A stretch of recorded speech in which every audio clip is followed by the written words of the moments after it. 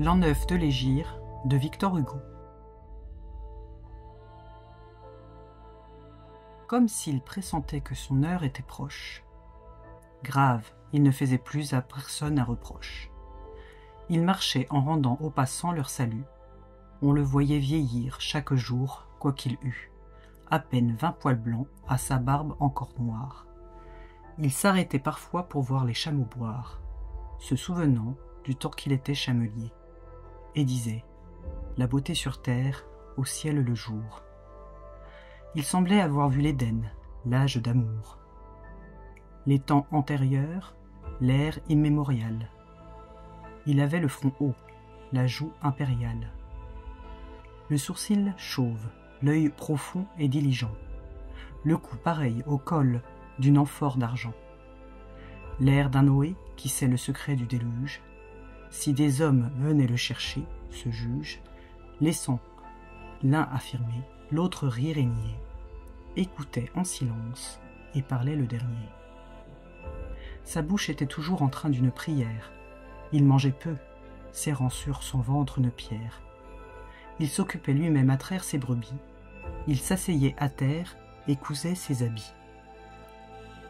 Il jeûnait plus longtemps qu'autrui les jours de jeûne, quoiqu'il perdît sa force et qu'il ne fût plus jeune. À 63 ans, une fièvre le prit. Il relut le Coran, de sa main même écrit. Puis il remit au fils de Séïd la bannière, en lui disant « Je touche à mon aube dernière. Il n'est pas d'autre Dieu que Dieu, combat pour lui. » Et son œil, voilé d'ombre, avait ce morne ennui. D'un vieux aigle forcé d'abandonner son air, il vint à la mosquée à son heure ordinaire. Appuyé sur Ali, le peuple le suivant, et l'étendard sacré se déployait au vent. Là, pâle, il s'écria se tournant vers la foule. « Peuple, le jour s'éteint, l'homme passe et s'écoule. La poussière et la nuit, c'est nous, Dieu seul est grand. Peuple, je suis l'aveugle et je suis l'ignorant. Sans Dieu je serais vil plus que la bête immonde. » Un shir lui dit « Ô chef des vrais croyants, le monde, sitôt qu'il t'entendit en ta parole crue, le jour où tu naquis, une étoile apparut. Et 3 tours du palais de Coroès tombèrent. Lui reprit « Sur ma mort les anges délibèrent. L'heure arrive. Écoutez. Si j'ai l'un de vous mal parlé, qu'il se lève, ô peuple, et devant tous, qu'il m'insulte et m'outrage avant que je m'échappe. Si j'ai frappé quelqu'un, que celui-là me frappe. » Et, tranquille, il tendit au passant son bâton.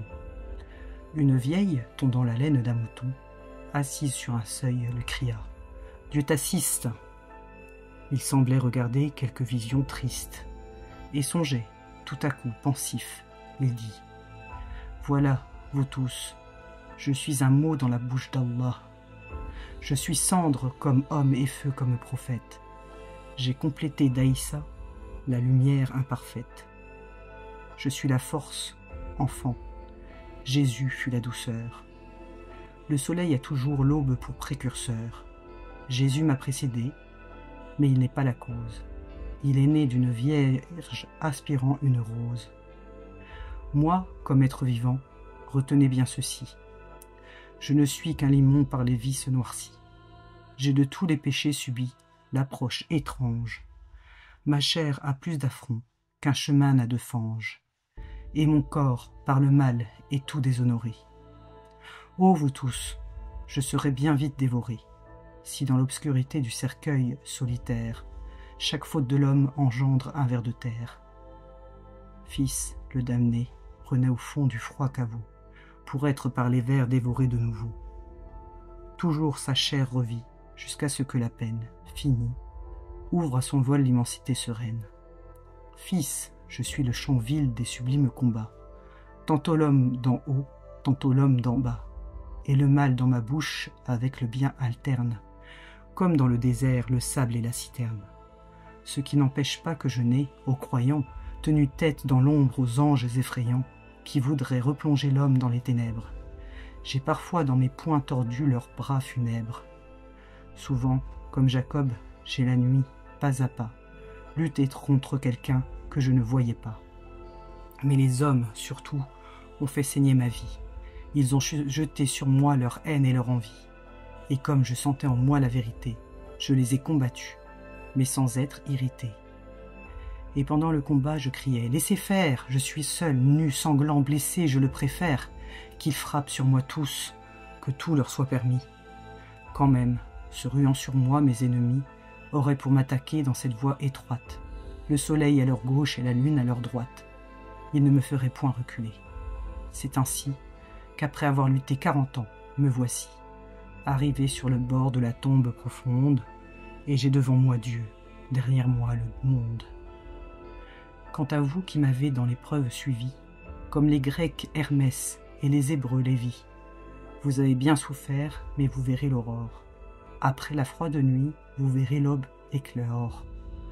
Peuple, n'en doutez pas, celui qui prodigua les lions au ravin du Djebel Chronéga, les perles à la lumière et les astres à l'ombre, peut bien donner un peu de joie à l'homme sombre. Il ajouta « Croyez, veillez, courbez le front. Ceux qui ne sont ni bons ni mauvais resteront sur le mur qui sépare Éden d'avec l'abîme, étant trop noir pour Dieu, mais trop blanc pour le crime. Presque personne n'est assez pur de péché pour ne pas mériter un châtiment. Tâchez, en priant que vos corps touchent partout la terre. L'enfer ne brûlera dans son fatal mystère que ce qui n'aura point touché la cendre. Et Dieu, à qui baise la terre obscure, ouvre un ciel bleu. Soyez hospitaliers, soyez saints, soyez justes. Là-haut sont les fruits purs dans les arbres augustes. Les chevaux, scellés d'or, et pour fuir aux 7 cieux, les chars vivants ayant des foudres pour essieux. Chaque hourie, sereine, incorruptible, heureuse, habite un pavillon fait d'une perle creuse. Le Gehenam attend les réprouvés.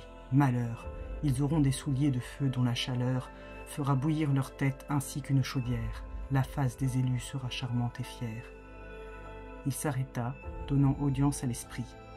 Puis, poursuivant sa marche, appelant, il reprit. Ô vivants, je répète à tous que voici l'heure, où je vais me cacher dans une autre demeure. Donc hâtez-vous, il faut le moment est venu, que je sois dénoncé par ceux qui m'ont connu, et que, si j'ai des torts, on me crache au visage.